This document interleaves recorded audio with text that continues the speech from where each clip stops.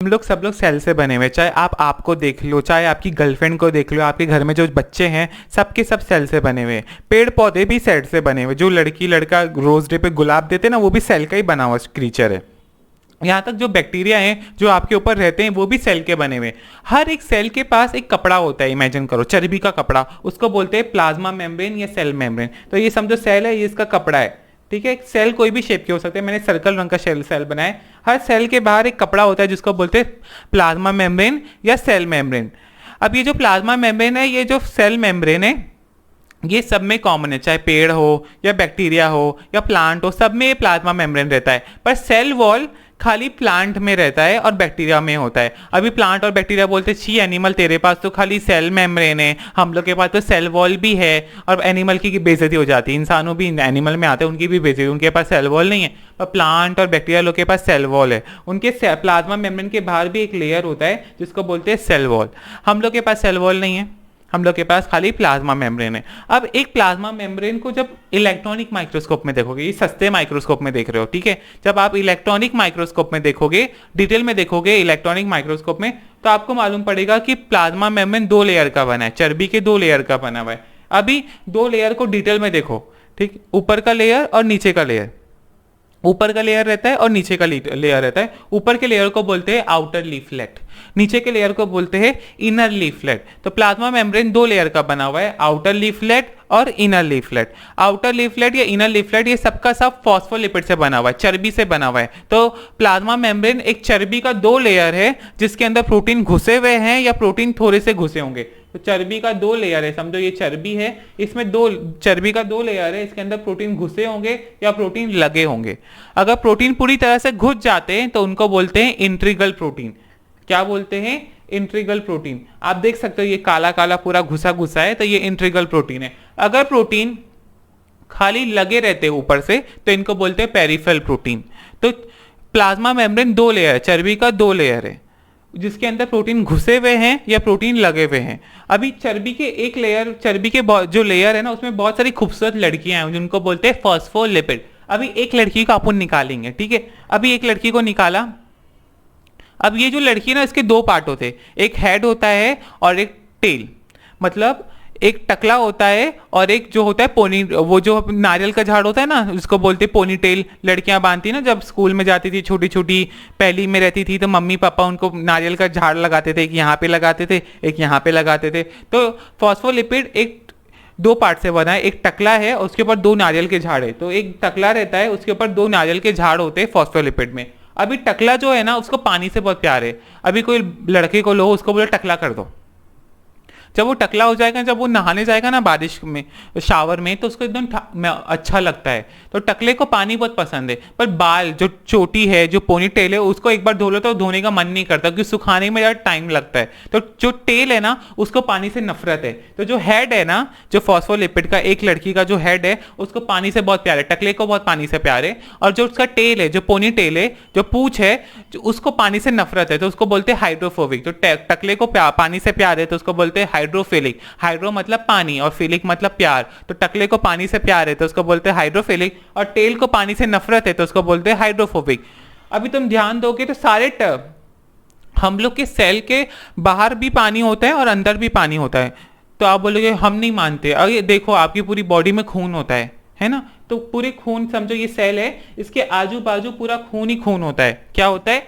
खून ही खून होता है। तो ये जो सेल है, इसके आजू बाजू पूरा खून ही खून होता है। आपकी पूरी बॉडी में खून घूम रहा है। यहाँ तक सेल के अंदर भी खून होता है। आपको पता है आपका जन्म पानी में हुआ था। आपके सेल का जो पहला इंसान बना था वो पानी में बना था ना, पहला जानवर जो बना था वो पानी में बना था। तो पानी में नमक ज्यादा था, सोडियम ज्यादा था, और पानी के जो हम लोग के सेल के अंदर भी पानी होता है, उसमें नमक कम था। तो आज भी हमारे सेल के बाहर खून है और वो खून में नमक ज्यादा है। तो खून में नमक ज्यादा होता है और अंदर नमक कम होता है।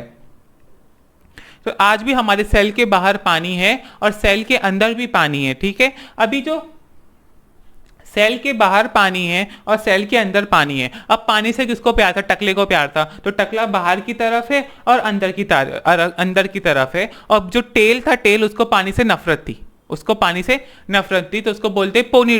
जो टेल को पानी से नफरत थी तो टेल ने अपने आप को छुपा लिया, ठीक है। टेल ने अपने आप को छुपा लिया। अंत में ये पूरा का पूरा चर्बी है, उसके अंदर प्रोटीन है। तो कुछ चर्बी को पानी से प्यार है, कुछ चर्बी को पानी से प्यार नहीं है। तो टकले को पानी से प्यार है कि इधर पानी है, इधर भी पानी है, अंदर भी पानी है। तो टकले को पानी से प्यार है और टेल को पानी से नफरत है, इसलिए टेल अपने आप को अंदर छुपा लेता है और टकला बाहर की तरफ रहता है। तो हेड बाहर की तरफ होता है और टेल अंदर अपने आप को दफन कर लेता है या बरीड कर लेता है। तो आप जब बुक में पढ़ोगे तो आपको लगेगा टेल इज बरीड इनसाइड, तो टेल अंदर की तरफ दफन होता है। अब जो है ना, ये जो टकला है ना, और ये जो आपको स्ट्रक्चर दिख रहा है ना, ये जो फॉस्फोलिपिड है, जो अपनी आइटम थी मस है ना, ये आइटम चलती रहती है, मतलब एक जगह रुकी नहीं रहती है, ये लोग चलती रहती हैं। क्या चलती रहती है? मतलब अभी आप एक फॉस्फोलिपिड को देख रहे हो ना, तो कुछ देर बाद ये फॉस्फोलिपिड यहाँ पहुंच जाएगा, कुछ देर बाद यहाँ पे पहुंच जाएगा। तो ये चलता रहता है, ये डायनामिक स्ट्रक्चर है। तो जो अपना प्लाज्मा मेम्ब्रेन है, ये डायनामिक स्ट्रक्चर है, मतलब चलता रहता है, कभी रुकता नहीं, ये हमेशा चलता रहता है। जब ये स्ट्रक्चर जो चलता रहता है ना, ये जो स्ट्रक्चर, इसको बोलते हैं डायनामिक स्ट्रक्चर। क्या बोलते हैं? Dynamic structure. अभी सर्दी में ये स्ट्रक्चर ज्यादा कम चलता है। अभी देखो, लड़कियों को सर्दी में बाहर निकलना पसंद नहीं, सबको कंबल में मस्त बैठ के नेटफ्लिक्स में मूवी देखना पसंद है सर्दी में। तो ऐसे लड़कियों को देखना पसंद नहीं है सर्दी में। और गर्मी में क्या होता है, लड़कियां मस्त छोटे छोटे कपड़े पहन के बाहर निकल जाती हैं। तो वैसे ही फॉस्फोलिपिड जो है ना, ये सर्दी में अंदर छुप जाता है, मतलब ये चलता नहीं है, बहुत कम चलता है, और गर्मी में मस्त आइटम लोग की तरह चलता है। ठीक है, तो सर्दी में ये कम चलता है और गर्मी में बहुत तेज तेज चलता है। तो ये क्या बोलते हैं, अगर सर्दी में बहुत कम चलता है तो जो चर्बी का लेयर है ये जम जाएगा। क्या होगा? जम जाएगा। फॉर एग्जाम्पल, आप कोकोनट का ऑयल ले लो, कोकोनट का ऑयल जो रहता है ना, अगर सर्दी में रखोगे तो जम जाता है। तो हम लोग का प्लाज्मा मेम्ब्रेन भी जम जाएगा अगर सर्दी ज्यादा रहेगी, क्योंकि लोग चलेंगे नहीं। तो हम लोग के सेल के अंदर कोलेस्ट्रॉल होता है। कौन होता है? Cholesterol. Cholesterol are like teacher लोग को देखा, टीचर लोग बच्चे लोग जो जाते तो बोलते सही से चलो। तो जब सर्दी में ये लोग कम चलेंगे, जो अपना प्लाज्मा मेम्ब्रेन है जिसमें फॉस्फोलिपिड है, अगर ये लोग कम चलेंगे सर्दी में, तो कोलेस्ट्रॉल उनको बोलेगा बेटा चलो चलो, सही से चलो। और गर्मी में बहुत ज़्यादा चलते हैं ना, तो ज़्यादा चलेंगे तो गर्मी में अपना लेयर पानी की तरह हो जाएगा, सर्दी में कम चलेंगे तो चर्बी की तरह जम जाएगा। तो हम लोग नहीं चाहते कि हमारा सेल मेम्ब्रेन जम जाए सर्दी में और गर्मी में पानी की तरह हो जाए। क्यों? फॉस्फोलिपिड सर्दी में कम चलेंगे इसलिए जम जाएगा, और गर्मी में बहुत ज़्यादा चलेंगे तो पानी की तरह हो जाएगा, क्योंकि फॉस्फोलिपिड गर्मी में बहुत चलेंगे। तो हम लोग नहीं चाहते कि फॉस्फोलिपिड गर्मी में ज्यादा चले, तो हमारी सेल के अंदर कोलेस्ट्रॉल होता है। क्या होता है? कोलेस्ट्रॉल होता है। ये कोलेस्ट्रॉल टीचर की तरह होता है। गर्मी में उनको बोलता है धीरे धीरे चलो, और सर्दी में बोला चलो घर से बाहर निकलो, कितना अंदर रहोगे, फटाफट मूव करो। तो प्लाज्मा मेम्ब्रेन चलता रहता है सर्दी में। क्या? चलता रहता है। गर्मी में थोड़ा कम चलता है। इसकी वजह से हम लोग का प्लाज्मा मेम्ब्रेन पानी की तरह रहता है, चलता रहता है, कम चलता रहता है, और फ्लूइडिटी मेंटेन होती है। तो ऐसे मॉडल को सिंगर और निकोलसन ने क्या बोले थे? Fluid model. इसका मतलब चर्बी चलती रहती है पानी की तरह, और इसके ऊपर जो प्रोटीन होता है बोट की तरह होता है। जैसे बोट पे पानी चलता है, पानी पे बोट चलती रहती है, वैसे प्रोटीन भी पानी के ऊपर, चर्बी के ऊपर चलते रहते हैं। इसलिए इसको बोलते हैं फ्लूइड मोज़ेक मॉडल। क्या बोलते हैं? Fluid mosaic model. अब ये जो प्रोटीन्स है ना, ये जो प्रोटीन है, जो प्रोटीन अंदर घुस गए थे, इनको बोलते थे इंट्रीगल प्रोटीन, और जो प्रोटीन बाहर की तरफ थे उनको बोलते थे पेरिफेरल प्रोटीन। अभी जो इंट्रीगल प्रोटीन्स है ना, ये चैनल हो सकते हैं। क्या? दो टाइप के होते हैं। अभी वाटर किंगडम गए होगे तो कभी तुमने वो क्या बोलते हैं, उस पर बैठा होगा ना, जो टनल जैसा रहता है पानी का, तो उसको क्या बोलते हैं? चैनल। तो वैसे हमारे प्लाज्मा मेम्ब्रेन के अंदर चैनल्स होते हैं। इस चैनल से पानी अंदर बाहर होता है। ठीक है, तो इसको बोलते हैं एक्वेस चैनल। क्या बोलते हैं? Aqueous channel. और ऐसे अभी वाटर किंगडम का होगा तो झूला भी होता है, तो हमारे इधर झूला भी होता है, उसको बोलते हैं कैरियर प्रोटीन। क्या बोलते हैं? Carrier protein. तो दो टाइप के प्रोटीन मिलते हैं, इंटीग्रल प्रोटीन। मेन दो टाइप के मिलते हैं, एक होता है चैनल प्रोटीन और एक होता है कैरियर प्रोटीन। चैनल प्रोटीन वो स्लाइड की तरह, जो मस्त आप पानी की स्लाइड में घूमते हो, टनल वाली। और ये कैरियर प्रोटीन झूले की तरह होता है, जो मम्मी पापा ना बच्चे से तंग आ जाते, मम्मी पापा घूमने जाते और बच्चा एक मुसीबत होता है तो उसको झूले में बिठा देते, वैसे झूला रहता है हमारे प्लाज्मा मेम्ब्रेन के ऊपर। अब हम लोग का जो प्लाज्मा मेम्ब्रेन है, जो भी आप खाना खाते हो वो अंत में सेल में जाना चाहिए। अगर दिमाग के सेल में नहीं जाएगा तो सीधा आप कोमा में जाओगे। किडनी के सेल में जाएगा तो किडनी फेल हो जाएगी। तो जो भी खाना खा रहे हो, फ्राइड राइस खा रहे हो, नूडल्स खा रहे हो, चिकन पुलाव खा रहे हो, वो अंत में सेल के अंदर जाना चाहिए। क्या? अंत में सेल के अंदर जाना चाहिए। यहाँ तक जो आप सांस लेते हो, जो ऑक्सीजन सांस लेते हैं वो भी सेल के अंदर जाना चाहिए। अगर सेल के अंदर नहीं जाएगा तो खाना कैसे टूटेगा? ऑक्सीजन जो आपकी हवा से आता है ना, ये सेल के अंदर घुसता है और उसके बाद वो खाना टूटता है। बिना ऑक्सीजन के आप एटीपी नहीं बना पाओगे, यहाँ तक आप अपनी गर्लफ्रेंड को आंख नहीं मार पाओगे कि खाना और ऑक्सीजन जब मिलते हैं तभी एटीपी बनता है। अगर ये दोनों नहीं मिले तो खाना नहीं टूटेगा और एटीपी नहीं मिलेगा, आप मेरा लेक्चर नहीं सुन पाओगे, मैं चल नहीं पाऊंगा, मैं अपने हाथ भी नहीं हिला पाऊंगा बिना एटीपी के। तो एटीपी इतना जरूरी है, यहां तक आप अंधे हो जाओगे, बहरे हो जाओगे अगर एटीपी नहीं बनेगा।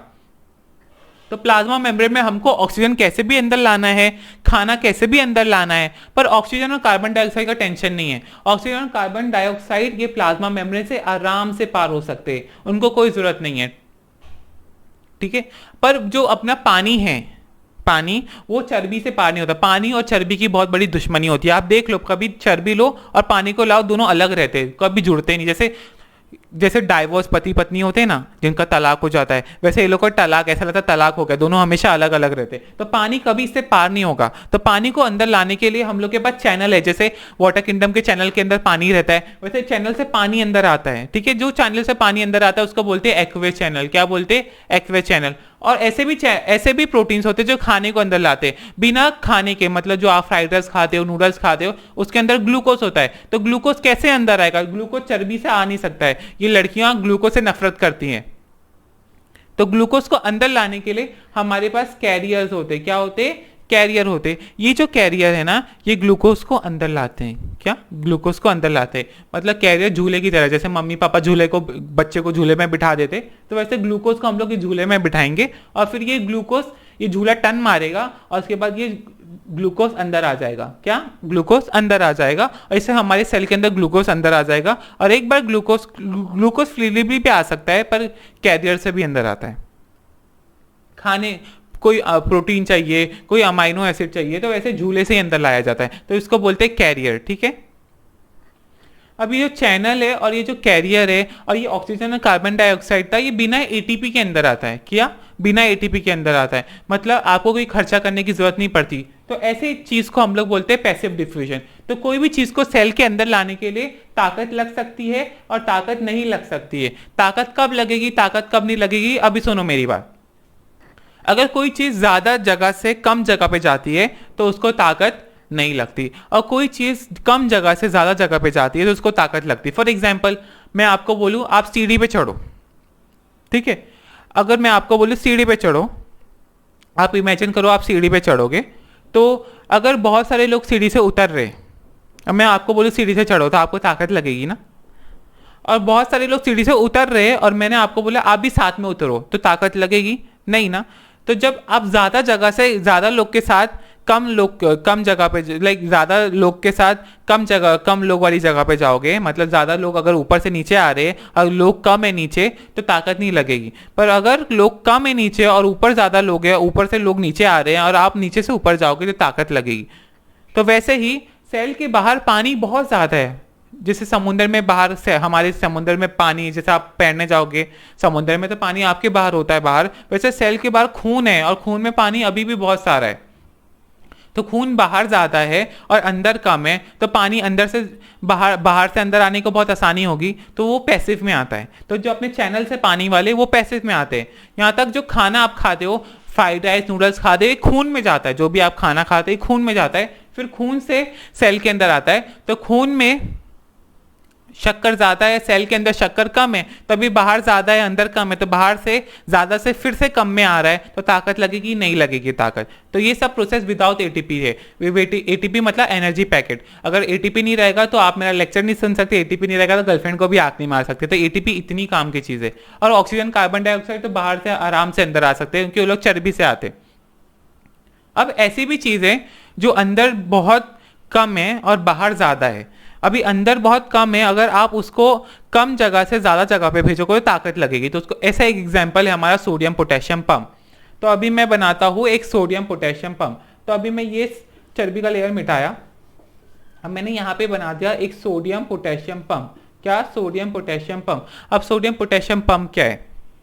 सोडियम पोटेशियम पंप एक वार्डन की तरह है। जैसे आप जाओगे हॉस्टल में रहने जाओगे तो एक वार्डन होता है जो देखता है बच्चे कितने अंदर आ रहे हैं, बच्चे कितने बाहर जा रहे हैं। तो सोडियम पोटेशियम पंप एक वार्डन की तरह है, वो देखता है बच्चे कितने अंदर आएंगे और बच्चे कितने बाहर जाएंगे। ये सोडियम पोटेशियम पंप है ना, ये बड़ा ही ठरकी है, ठीक है। इमेजिन करो कि सोडियम एक नालायक लड़की है और पोटेशियम एक खूबसूरत लड़की है। देखो नाम में ही लिखा हुआ है, के फॉर पोटेशियम, के फॉर खूबसूरत, एन फॉर नालायक, एन फॉर सोडियम, एन से सोडियम लिखते हैं, के फॉर पोटेशियम, के फॉर खूबसूरत।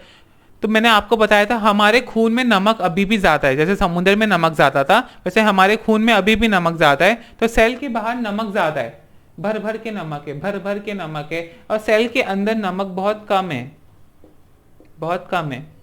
पर सेल के बाहर नमक बहुत ज़्यादा है, कि अभी भी हमारे समुद्र के जैसा खून है जिसमें नमक बहुत ज़्यादा है। तो ये जो सोडियम पोटेशियम पंप है ना, ये इतना ठरकी है ना, ये क्या करेगा, एक खूबसूरत लड़की को, मतलब बाहर से एक पोटेशियम को अंदर लेगा, मतलब खूबसूरत लड़की को अंदर लेगा और 2 सोडियम को बाहर फेंकेगा, 2 सोडियम को बाहर फेंकेगा, मतलब 2 नालायक लड़कियों को बाहर फेंकेगा और एक खूबसूरत लड़की को अंदर लेगा। तो अभी तुम देखो 2 पॉजिटिव बाहर जा रहे, एक पॉजिटिव अंदर जा रहा है, तो नेट का नेगेटिव ही होगा ना। जब 2 पॉजिटिव बाहर जा रहे, खाली एक ही पॉजिटिव अंदर आ रहा है, तो एक पॉजिटिव कम पड़ गया, तो अंदर नेगेटिव चार्ज हो जाएगा और बाहर पॉजिटिव चार्ज हो जाएगा। तो हर सेल के अंदर नेगेटिव चार्ज होता है और सेल के बाहर पॉजिटिव चार्ज होता है। अभी तुम बोलोगे ये नालायक लड़की वो क्यों फेंकेगी, नालायक लड़की क्यों नालायक है, कि इनके बॉयफ्रेंड होते हैं। अभी जो सोडियम है ना, ये जो सोडियम नालायक लड़की है ना, ये इसके बहुत गंदे बॉयफ्रेंड है। इसके गंदे बॉयफ्रेंड का नाम है पानी। क्या नाम है, पानी। अभी बोला कि पानी और सोडियम कहाँ गर्लफ्रेंड बॉयफ्रेंड है। अभी आप कभी नमक लेना और नमक देखना ऐसे रख देना, तो जब नमक में ना हवा का जो पानी होगा ना, वो नमक में आके चिपक जाएगा। तो वैसे ही अगर सोडियम अंदर ज्यादा रहा सेल के, तो सारा पानी सेल के अंदर घुस जाएगा और सेल फूट के मर जाएगा। हम नहीं चाहते हमारा दिमाग का सेल फूट के मर जाए, हम नहीं चाहते हमारे किडनी का सेल फूट के मर जाए, हम नहीं चाहते हमारे दिल का सेल फूट के मर जाए। अगर हमारा दिल का सेल फूट के मरेगा तो हम लोग मर जाएंगे ना, तो हम नहीं चाहते कि, तो हम लोग इसलिए सोडियम को बाहर फेंकते हैं। ये पंप इसलिए बनाया गया है, अगर सोडियम अंदर आया तो हम लोग की जान जा सकती है, तो हम नहीं चाहते कि हमारी जान जाए, इसलिए हम सोडियम को बाहर फेंकते हैं। अच्छा है, नालायक लड़की को बाहर फेंक देते। अब पेरिफेरल प्रोटीन हो गया, अब खाली बचा है इंटीग्रल प्रोटीन। अभी इंटीग्रल प्रोटीन के बहुत सारे फंक्शन है, जैसे गर्लफ्रेंड बॉयफ्रेंड चिपकते हैं ना, वैसे एक सेल और दूसरे सेल इंटीग्रल प्रोटीन से चिपकते हैं। यहां तक इंटीग्रल प्रोटीन बहुत अलग अलग काम के भी हैं, जो हम लोग के सिलेबस में इतना काम नहीं आएगा, ठीक है। अभी जो चर्बी, अभी सेल मेम्ब्रेन में हम लोगों ने चर्बी पढ़ ली, लिपिड पढ़ लिए, जो टकले और टेल थे वो लिपिड थे, जिसको बोलते हैं फॉस्फोलिपिड। और एक लिपिड पढ़ा था जो कोलेस्ट्रॉल था, जो देखता था भैया कितना लिपिड फास्ट चलेगा, कितना स्लो चलेगा। हम लोगों ने प्रोटीन भी पढ़ लिए, पेरिफेरल प्रोटीन और इंटीग्रल पे। इंटीग्रल मतलब ढसे हुए प्रोटीन और पेरिफेरल मतलब जो खाली ऊपर की तरफ रहते थे। अब लिपिड पे, अब जो अभी अपना प्लाज्मा मेम्ब्रेन है, इसके ऊपर शक्कर भी होती है, उसको बोलते हैं कार्बोहाइड्रेट। कार्बोहाइड्रेट मतलब शक्कर। अगर चर्बी के ऊपर, अगर टकला, ये जो लड़की टकला टकली के ऊपर शक्कर होगी तो उसको बोलेंगे ग्लाइकोलिपिड। अगर प्रोटीन, ये जैसा ये प्रोटीन था ना, अगर इसके ऊपर चर्बी, इसके ऊपर शक्कर होगी तो उसको बोलेंगे ग्लाइकोप्रोटीन। अगर टकला टकली जो लिपिड थे, अगर उसके ऊपर शक्कर होगी तो उसको बोलेंगे ग्लाइकोलिपिड। ग्लाइको मतलब शक्कर, लिपिड मतलब चर्बी। अगर प्रोटीन के ऊपर शक्कर होगी तो उसको बोलेंगे ग्लाइकोप्रोटीन। क्या बोलेंगे, ग्लाइकोप्रोटीन। अब ग्लाइकोप्रोटीन और ग्लाइकोलिपिड क्या काम के। ग्लाइकोप्रोटीन आपका ब्लड ग्रुप डिटरमाइन करती है, मतलब अगर आप ए ब्लड ग्रुप के हो या बी ब्लड ग्रुप के हो या क्या बोलते हैं ओ ब्लड ग्रुप के हो या ए बी ब्लड ग्रुप के हो, तो आपके ग्लाइकोप्रोटीन की वजह से हो। पहले ज़माने में, आज के ज़माने में हम लोग कोई भी लड़का लड़की शादी कर सकते हैं ना, तो पहले ज़माने में ना कोई भी लड़का लड़की शादी नहीं कर सकते थे। अगर ब्लड ग्रुप नेगेटिव है, अगर लड़का पॉजिटिव है और लड़की नेगेटिव है, तो उसका बच्चा मर जाता था, दूसरा बच्चा तीसरा बच्चा मर जाता था। पर आजकल हमारे पास बहुत सारे ड्रग्स हैं जो हमको बचा सकते हैं बच्चे को मरने से। पर पहले के ज़माने में ना किसी की भी शादी किसी से नहीं करवाते थे, क्यों, अगर बच्चा मर जाता था। पर आज के ज़माने में कोई भी लड़का लड़की को फ्रीडम है, तो भाई किसी भी अफ्रीकन से शादी करना तो अफ्रीकन से शादी कर, देखो कोकेशियन से शादी करना तो कोकेशियन से शादी कर, देखो जापानीज एशियन किसी से भी शादी करना तो कर सकते हैं, कि आजकल हमारे पास इतनी टेक्नोलॉजी है। पर पहले ज़माने में ऐसा होता था, अगर कोई बाहर वाले शादी करते थे, अगर लड़की नेगेटिव है लड़का पॉजिटिव है, तो दूसरा बच्चा तो खत्म, तीसरा बच्चा भी खत्म। तो ब्लड ग्रुप बहुत इंपॉर्टेंट था पहले ज़माने में। अभी ग्लाइकोप्रोटीन हो गया, अब ग्लाइकोलिपिड। ग्लाइकोलिपिड के बहुत सारे फंक्शन है, एक सेल और दूसरे, जैसे गर्लफ्रेंड बॉयफ्रेंड पकड़ते जैसे, तो वैसे ग्लाइकोलिपिड एक सेल और दूसरे सेल को जोड़ता है, जैसे अपना पेरिफेरल प्रोटीन करता था। पर लिपिड मतलब शक्कर और चर्बी का एक और एक काम है।